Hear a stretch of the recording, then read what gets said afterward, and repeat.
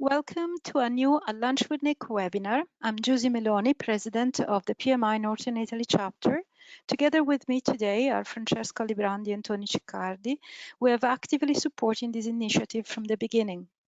Today, we also have the honor and the pleasure to have with us Sunil Prashara, President and CEO of PMI, who will share his insight on the importance of our profession in moment of crisis. One last thing before we start. If you have any question during the presentation, please type them in the question box. You might write them in English or Italian, and we will translate them if necessary and address them to Sunil at the end of this presentation. We will now turn the time over to Sunil. Enjoy the webinar. Hi everyone, Sunil here. It's a real pleasure to be addressing you all today. We do find ourselves actually in really an unthinkable place. You know, the challenges that we're all facing, governments, organizations, academia, individuals, you know, families, old and young, and society as a whole across the globe has been impacted so severely by COVID-19 and the implications of COVID-19. So we also in PMI and the whole organization across the globe has been impacted significantly. But what I want to talk about is I hope first of all you are all safe and your families are safe. And I actually want to think about a little bit about how is the world going to be post-pandemic. As we address the pandemic now across the globe, there will come a time when we start to move towards normality, or whatever that normality looks like. And so we within PMI have been looking to see how can we position ourselves such that we can continue to deliver value and continue to stay relevant when everything around us, literally everything, is probably going to change. The whole working ecosystem across the globe will be changing. People will be looking to refine the way they were working before, reform. If they've shut down, they have to reform, reboot their organization. They, literally are reborn and redesigning their capabilities, regenerating the organization. So complete reboot of society almost, and the way of working in the future, the whole working ecosystem. And of course, you know, project managers will become a critical role. We're convinced that even now more than ever before, we're going to see the role of the project manager emerge, because ultimately we are the people across the globe that really make change happen. We execute and we deliver. And now we will be doing that in a very different way, perhaps, to the way we were doing before. And I want to just talk about 4 or 5 things, and then maybe we can take some questions. But 4 or 5 lessons I've learned, and some of the things that we within PMI are thinking about now as we move into this new working ecosystem of the future. And how did PMI respond to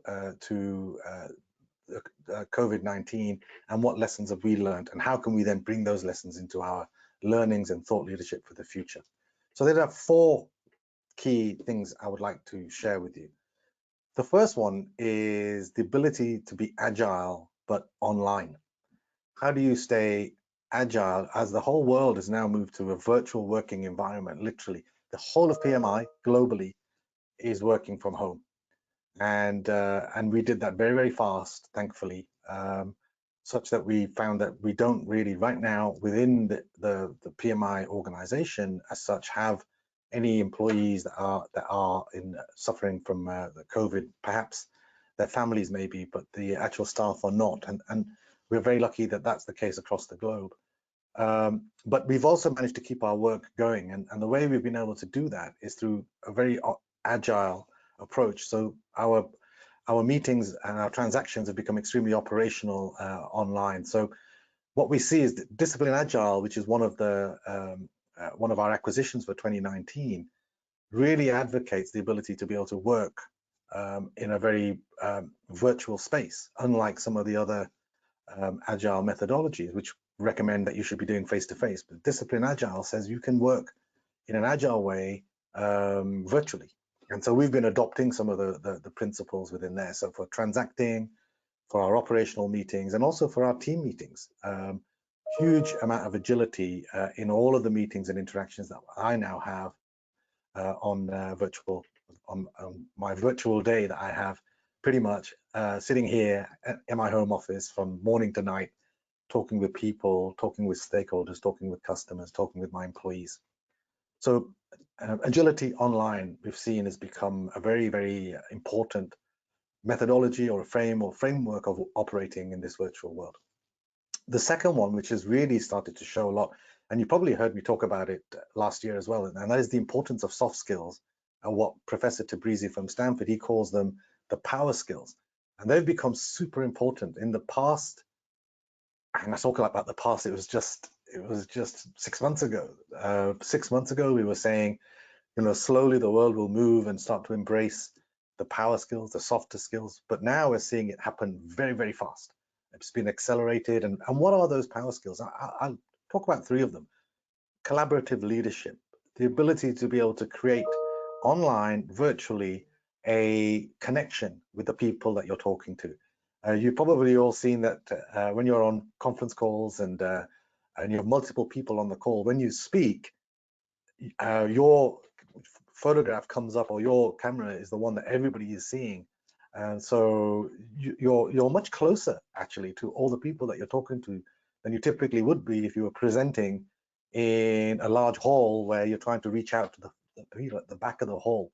Now, because of the virtual programs like Zoom or WebEx or this one, all of you can all hear very clearly what I'm saying. And I also, when you ask questions, will be able to see you. So there's an interaction and a social meaning and connection with the people that you're talking to, which is ironic because we're saying we're social distancing, but actually we're becoming more social. So collaborative leadership has become super important, creating a shared purpose in these meetings so that everybody understands why they're in those meetings. Time has become very precious. People are spending lots and lots of time on calls, and so therefore making those calls as the most effective as possible, making sure everybody on the call is aligned to what you're trying to achieve, has become very, very important. The second thing around power skills is empathy, and not just generic empathy, but the empathy for the voice of the customer. What is it that you're trying to achieve? What is it that you're trying to do for your customer? And would that resonate with your customer, your employee, your stakeholder, etc.? And we within PMI are using quite a lot of technology to be able to identify what are our customers saying about PMI, about the profession, about COVID-19, about the implications of COVID-19 on the profession, etc. And we can capture that insight through social media interactions, etc., and really get a flavor for what is the most important thing by region that is being discussed out in the community that we can then react to. So having an understanding and an empathy towards what your end customer is really trying to achieve, or your stakeholders are trying to achieve, and then shaping and molding your proposition, your project, your capabilities, your discussion to what you're trying to achieve has become very important. And technology, as I said, plays a really big part in that. The third one, very, very important, I think, is having and maintaining a very innovative mindset. So we've seen within PMI now, as we start to think about how we're going to reboot the organization, how are we going to refine it so that we move into the new working ecosystem more prepared, we have to really challenge conventional thinking a lot more than we've been doing before.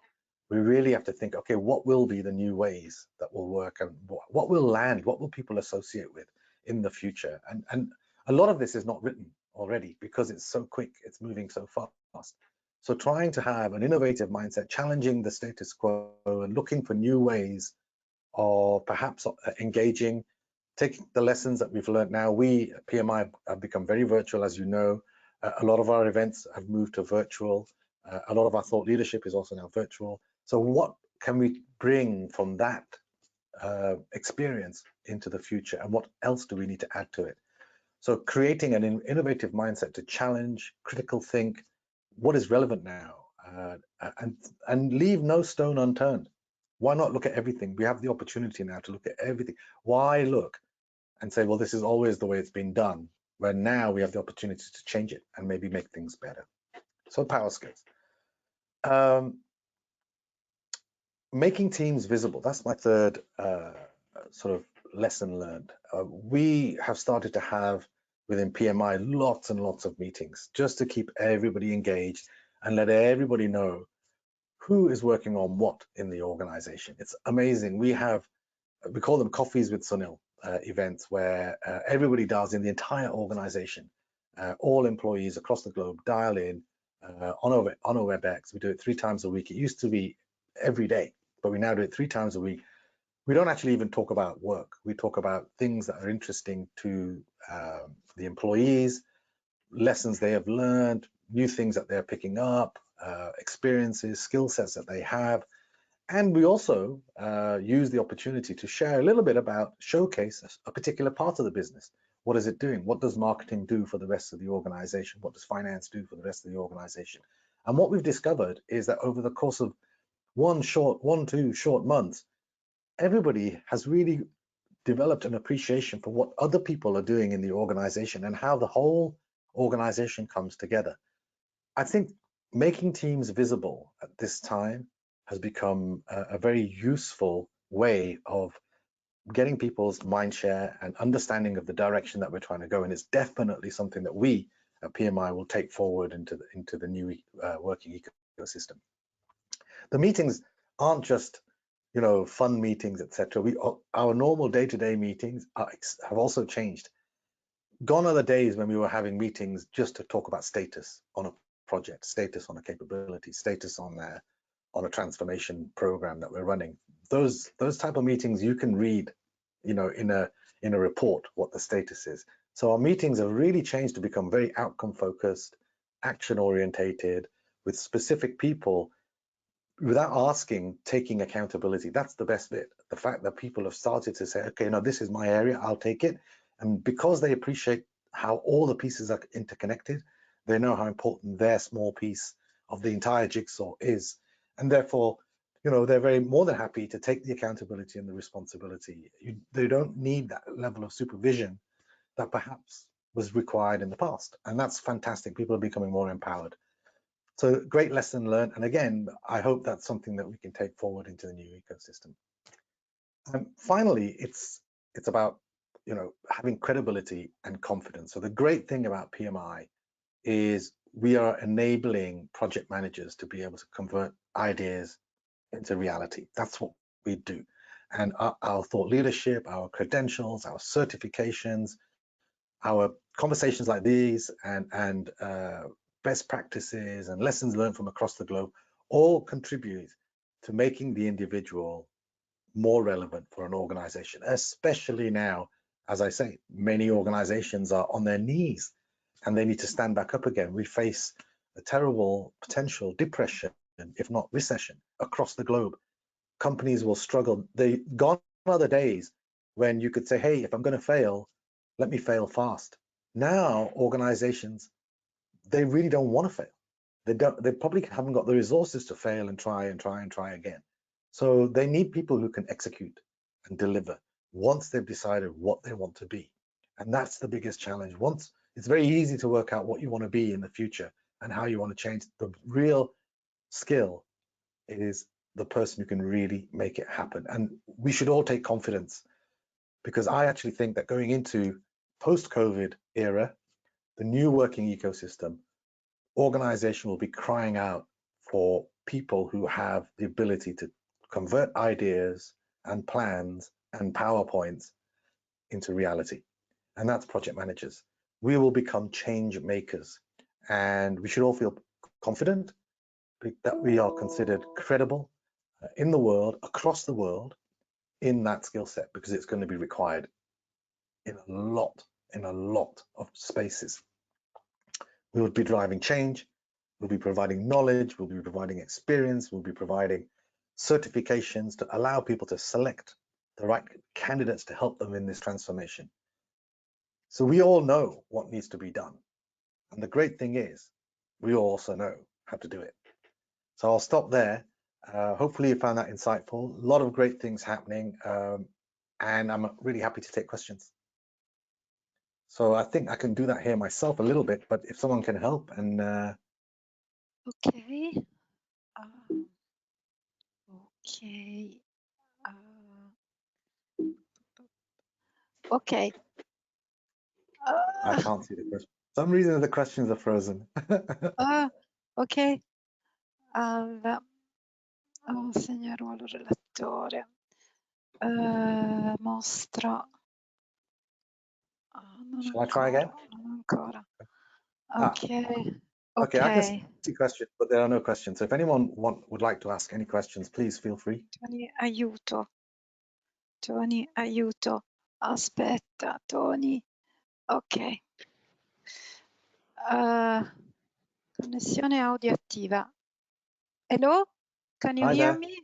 I can Hello, hear you. Okay, you can hear me? Can Yes. everybody hear me? Okay. I'll start with the first questions. Is it really agile, the future of the project manager? Yeah, I actually do think that the future of project, I don't think we will ever not have the structure and the format of the traditional project management.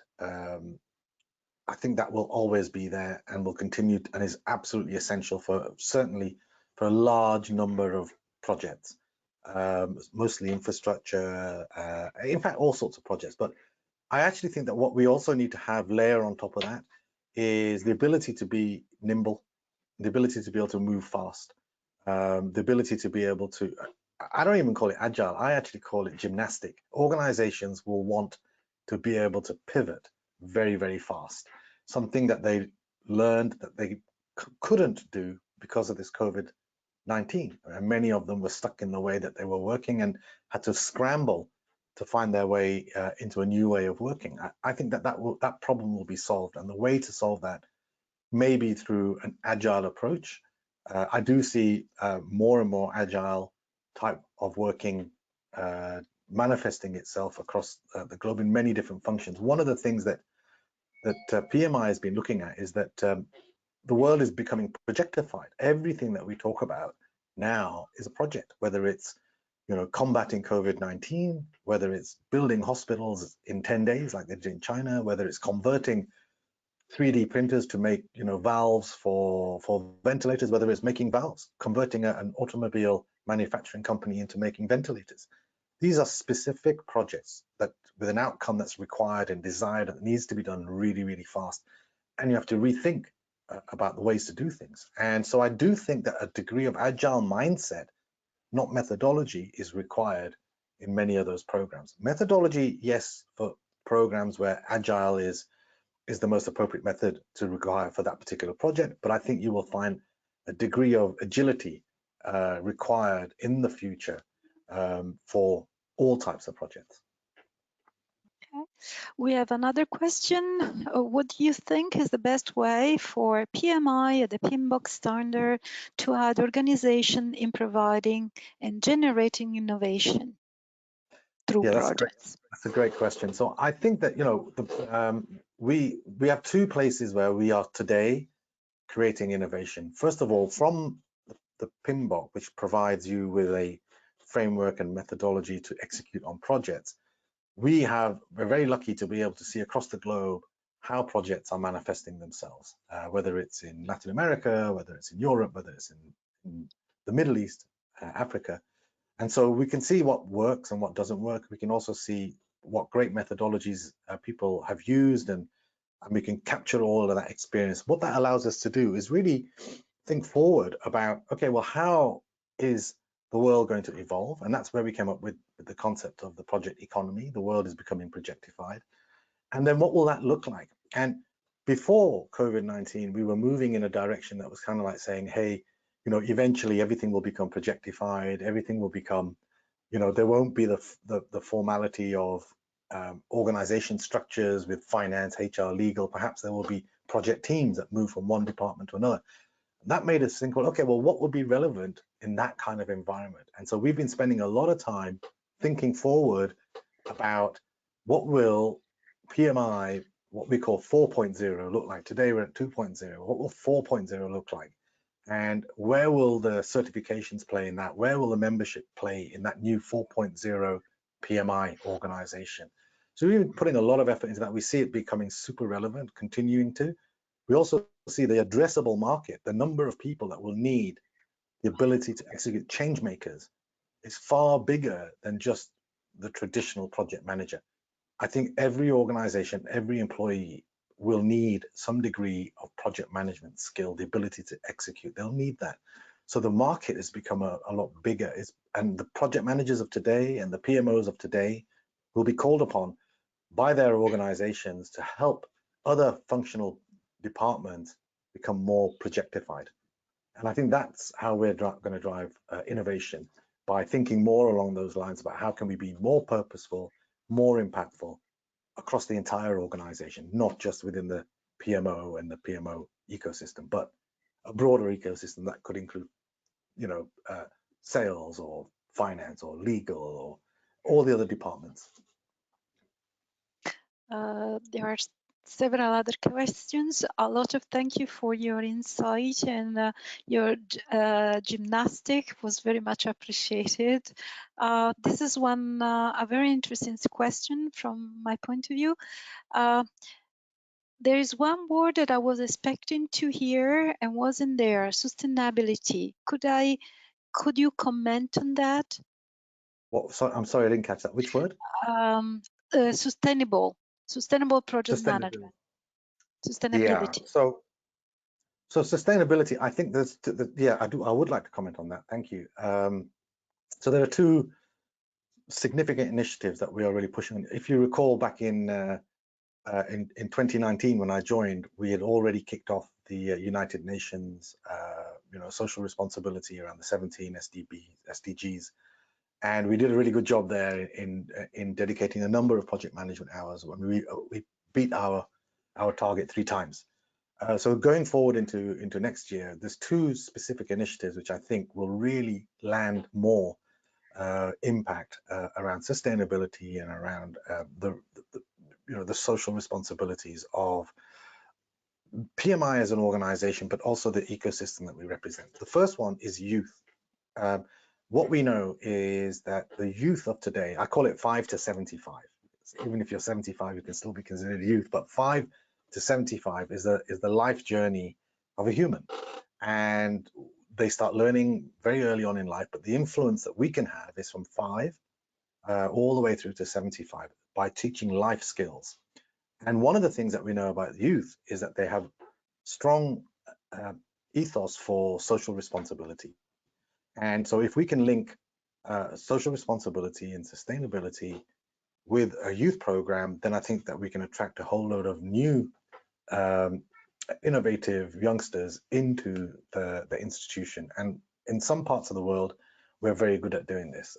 Latin America is superb at attracting the youth into the chapters, and we think we can replicate much of that across the rest of the PMI universe. The second thing is that we are running a sustainability program. It's going to be part of 4.0. We need to identify, there are a lot of things we can do in this space, and we want to know where is the place we can have the biggest impact. So on top of the youth program that will have a big sustainability and social responsibility component, we also will have our own specific program, possibly build with the United Nations one step further, maybe pick on 1 or 2 of the 17 and double click on those 17 SDGs, pick 1 or 2 and see if we can galvanize the entire chapter, chapter community to focus on perhaps 1 or 2 specific areas. With COVID-19, there may be some things that we can do specifically in the healthcare space as well. And so some of our board members sit in high-profile positions in the healthcare sector. Some of them are in other sectors, but there are a few that are in the healthcare sector. Maybe there's something we can do in that space too. So we're looking at all of this. There is a program that's been kicked off. we should get the results of that over the course of Q2, the second quarter, such that we can start in Q3 and start moving in that direction. We have let's say technical question or curiosity question. Discipline Agile has its own certification path. What about the PMI ACP certification? Yeah, so this is a good question as well. So we have had a lot of debate about what we should do with the ACP, because we have Discipline Agile as well. And there's one school of thought that is saying, hey, maybe we should combine the material and create one set of certifications, because Discipline Agile, there are actually 3 or 4 levels of certification, and ACP kind of fits in the first one and first and second of those stages. So there has been some dialogue to say, should we merge that? And there's another dialogue, another camp that's saying, no, we should keep them separately. So at the moment we're trying to figure out, I'm in the camp we should keep them separately, by the way, but I'm not the only person who makes a decision on this. There are other people a lot smarter than me who can figure out what's the best thing to do for the community. But at where we are at the moment, the plan, I saw the plan for a merging of the ACP with stage 1 and stage 2 of Discipline Agile.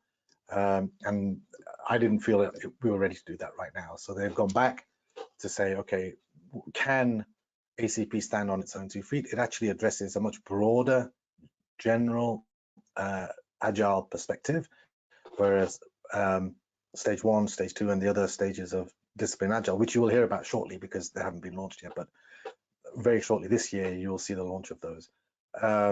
They actually double click a little bit more deeper in some specific areas. So it's very difficult to merge the two right now, but we might do. At the moment, we're keeping options open. The ACP is a very, very valuable certification. If you Google best Agile certification, you see it's up there, if not 1 or 2 or 3. It's a good one. So we don't want to lose that. People have invested a lot of effort, time in the ACP program. It's starting to scale now, and people see the value of it. So we would not want to dilute any of that. If anything, we want to enhance it. So until we can do that, it'll stay separate. Okay. We have 2 questions that really circle around the same point. One says, has PMI any message about being a complete human being? And the second one says, any tip you can share about how to start better the morning in these difficult times? Yeah, okay, so being more human, I can tell you that the whole organization, first of all, since I came on board, we've tried to make the PMI a lot more approachable to the members and to project managers, whether you're members or not, actually, anyone. So we make a lot of effort I take a lot of effort in being on LinkedIn, on Twitter, and a bunch of things. So, and making it easier for people to connect with me and with my team. We have this thing that we call Straight Talk with Sunil. In fact, the 3 videos went out, I think just on Friday, that we recorded pre-COVID, but they're still relevant. So you can go on our website and you can see the CEO corner, and there's a whole load of videos there where you get to see what we are trying to do as an organization beyond the outcomes, the people. I mean, I try to interview the individual people who are working on specific parts of the organization, trying to make us more human and less process driven. The whole COVID experience for me, the last month, has shown that we shouldn't be calling it social distancing. It is distancing, but it's physical distancing. It's not social distancing. In fact, I've become more social, more human, more closer to the staff, to the stakeholders. We're reaching out to chapters across the globe, one by one. I have a list of 30 chapters, which I personally am going to call to speak to them, see how they're doing. All of my direct reports are doing the same thing. And that's because we want to. And hopefully that sort of explains the human side. And I think that you lead by example. I hope that some of these things we can take forward into the new, and we don't forget. I don't think we will ever forget, but I hope we don't forget these little things which made such a big difference during this terrible period. In terms of how do I tips on on how do you start the day? Well, first of all, we're in such a terrible situation across the globe. There are people that have lost loved ones. There are people that know people that have lost loved ones. There are people stuck at home for weeks on end. They can't see anybody. Some people don't have gardens and they're stuck in in apartments, and there's a lot of apprehension that's out there, and it's across the globe. And some people are, we're seeing in the UK, I don't know in Italy, but in the UK we're seeing an uptick in domestic violence. We're seeing an uptick in people's, alcoholism. Suicide rates are going up so significantly, and we're also seeing a lot of trouble out on the streets where it's dangerous to go shopping. So there's a lot of negativity that's out there. So how do you, and I'm sure you all know that far more because of the regions that in Italy has been impacted significantly. So how do I try to keep myself positive? The number one thing is this social side. So no doubt I might spend 8 hours, 10 hours in front of this little screen here. I totally love talking to people. I love it. I love talking about what they're doing, where they're going, what's on their mind, how can I help, is there anything else? I love it, and I also notice other people love it too. So having these sessions, what we call coffee sessions with Sunil, or the coffee sessions, we even took my name out of it now. It's just called coffee breaks, which we do 15 minutes to half an hour. We bring people in, they talk about anything and everything. You get to know the people. You see that we are all in the same boat. It doesn't matter what color, doesn't matter what religion. You've heard all this. It doesn't matter what age. We're all in the same boat. We're all trying to do something that's meaningful, that's purposeful, and we're all respecting each other's difficult situations that we're in. And that empathy is, for me, very motivating to know that there are people. I'm not alone. And anybody who's listening to this, they're not alone. We're all in this together. That will be my answer. Good. Do you have time for a couple of more questions, Sunil? I've got one. I can do one question because I do have to go to another meeting actually. But perfect. You mentioned that execute and deliver are the key words for the next future. How about strategy? Yeah, I think that strategy is, I think, of course, there's two things I've said. Those are it's the ability to execute on a strategy that's going to be important. And the issue with strategy now is that most organizations have a strategy. We had our own strategy, a very robust strategy, but we have to tweak that strategy because of what's happened and how other organizations may now react to the consequences of COVID going forward, and the economic situation that the globe finds itself in some countries worse than others.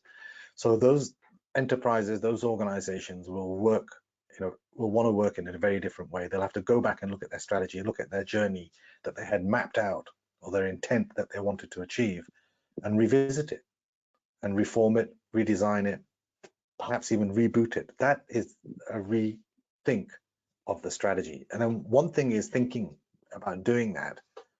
Another thing is doing it.